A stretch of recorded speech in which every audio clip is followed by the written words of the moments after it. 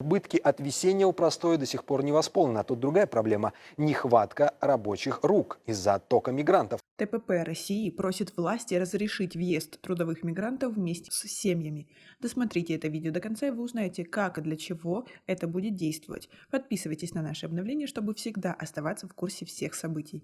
Глава Торгово-промышленной палаты России Сергей Катырин направил письмо председателю правительства Михаилу Мишустину с предложением упростить въезд в страну трудовых мигрантов во время пандемии коронавируса. В частности, Катырин предложил разрешить высококвалифицированным специалистам приезжать вместе с их семьями. Возможно, мигранты и рады бы вернуться в Россию и продолжать здесь зарабатывать, но цены на билеты сейчас равносильны 2, а то и 3 средним зарплатам. Больнее всего отток мигрантов ударил по такси и курьерским службам. По словам Катырина, в палату поступает большое количество обращений представителей делового сообщества с просьбой о содействии въезду в Российскую Федерацию иностранных граждан в текущих условиях ограничений из-за пандемии коронавирусной инфекции. Целесообразно исключить требования о согласовании въезда иностранных высококвалифицированных специалистов при каждом их последующем въезде в Россию. Достаточно ограничиться однократным согласованием первичного въезда, а также разрешить въезд для членов их семей по аналогии с принятым недавно решением в отношении высококвалифицированных специалистов в области спорта,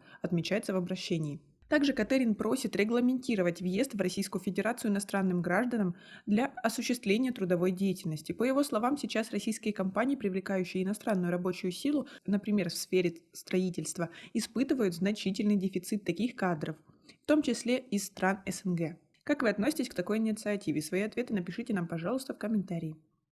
В связи с этим глава ТПП рекомендует определить актом правительства процедуру въезда трудовых мигрантов, делегировать полномочия по решению вопроса их въезда регионам Российской Федерации через региональные межведомственные комиссии.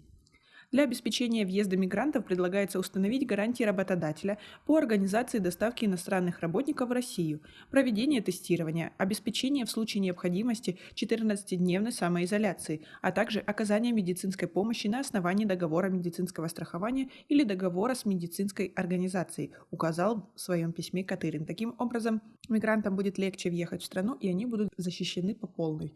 Если ситуация сохранится, то, понятно, бизнес будет испытывать, думаю, определенные очень существенные трудности. На этом у нас все. Цените наше видео подпиской и лайком. До скорой встречи.